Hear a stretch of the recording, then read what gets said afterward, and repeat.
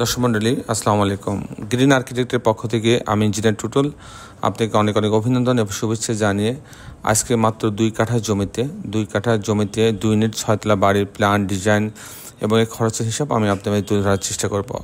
দর্শক মণ্ডলী অসাধারণ কম্বিনেশন করে এ বাড়ির আর্কিটেকচারাল ড্রয়িংটা করা হয়েছে। ঠিক তেমনই এ বাড়িটার 3D মডেলটাও চমৎকার ভাবে সাজানো করা হয়েছে, যেন এই বাড়িটা এক নজর দেখলে যেন যে কারো দৃষ্টি আকৃষ্ট করে। সেভাবে আমাদের প্রত্যেকটা বাড়ির 3D মডেলগুলো আমরা করে থাকি।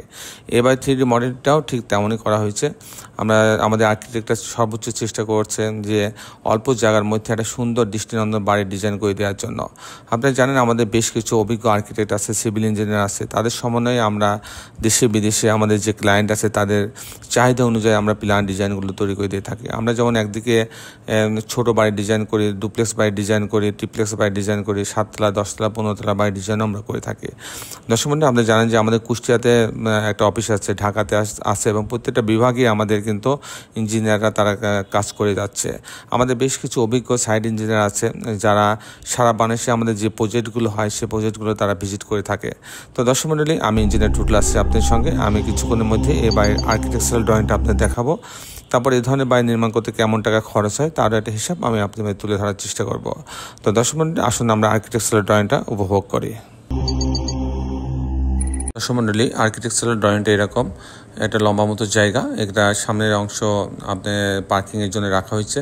তারপর একটা বেডরুম, একটা drawing room, dining room, kitchen, একটা বাথরুম এবং একটা বারান্দা দিয়ে একটা ইউনিট সাজানো হয়েছে। এখানে লিফট রাখা হয়েছে, ইলেকট্রিক্যাল মেকানিক্যাল রুম রাখা হয়েছে। তো দর্শক আমি মূলত টিপিক্যাল ফ্লোর প্ল্যানটা আপনাদের দেখানোর চেষ্টা করব, যে এখানে কীভাবে এই জায়গার মধ্যে 2 কাঠা জমির মধ্যে 2টা ইউনিট সাজানো হয়েছে সেটা দেখানোর চেষ্টা করব।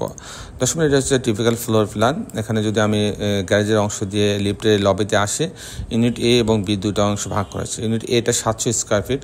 এখানে ঢোকার পরে বেশ বড় একটা ড্রয়িং ডাইনিং পাচ্ছে। এখানে একটা স্পেস রাখা হয়েছে আলো বাতাস আসার জন্য। এখানে একটা বেডরুম রাখা হয়েছে, একটা কমন টয়লেট রাখা হয়েছে, এটা কিচেন রাখা হয়েছে। আর একটা বড় বেডরুম 13 ফিট 1 ইঞ্চি বা 11 ফিট 3 ইঞ্চি, সাথে একটা টয়লেট অ্যাটাচ করা আছে, ক্যাবিনেট আছে, একটা বারান্দা রাখা আছে এল শেপের। এই হচ্ছে ইউনিট এ। ইউনিট বিতে যদি আমি যাই, ইউনিট বিতে 644 স্কোয়ার ফিট। এখানে ঢোকার পরে একটা ড্রয়িং ডাইনিং পাচ্ছে, একটা স্পেস আছে আলো বাতাস আসার জন্য। এটার বেডরুম রাখা আছে, এই বেডরুমের সঙ্গে একটা টয়লেট অ্যাটাচ করা আছে, একটা বারান্দা রাখা আছে। আর আমি যদি সামনের দিকে যাই, এখানেও একটা বেডরুম আছে, এর সঙ্গে একটা টয়লেট অ্যাটাচ করা আছে, একটা বারান্দা রাখা আছে। এই হচ্ছে এখানেও কিন্তু 2টা বেডরুম, 2টা বাথরুম, ড্রয়িং ডাইনিং কিচেন, 3টা বারান্দার সমানে সাজানো হয়েছে। দর্শক মণ্ডলী এখন আমি আপনাদের দেখানোর চেষ্টা করব যে এই ধরনের বাড়ি নির্মাণ করতে কেমন টাকা খরচ হয় তার একটা হিসাব আমি আপনাদের তুলে ধরার চেষ্টা করব। দর্শক মণ্ডলী এই ধরনের বাড়ি যদি আমি করতে চাই, প্রথমে আমার ফাউন্ডেশন খরচ আসবে। আমি যে কথা বলছিলাম যে এই বাড়িটা কিন্তু 2 কাঠা জমিতে 2 ইউনিট 6 তলা বাড়ি। তো প্রথম যে বাড়িটা আসবে, যে খরচটা আসবে সেটা হচ্ছে ফাউন্ডেশন খরচ। ফাউন্ডেশন খরচ এই ধরনের বাড়ির জন্য আপনার হচ্ছে 1200 টাকা স্কোয়ার ফিট খরচ হবে। তারপর কাস্টিং খরচ, বিম কলাম ছাদ, এতে প্রতি তালাতে প্রতি স্কোয়ার ফিটে 600 টাকা খরচ হবে। সেই হিসাবে ফাউন্ডেশন বাড়িতে এরকম একটা 46 স্ট্রাকচার যদি আমি দাঁড় করতে চাই তাহলে আমার 50 লক্ষ টাকা খরচ হবে।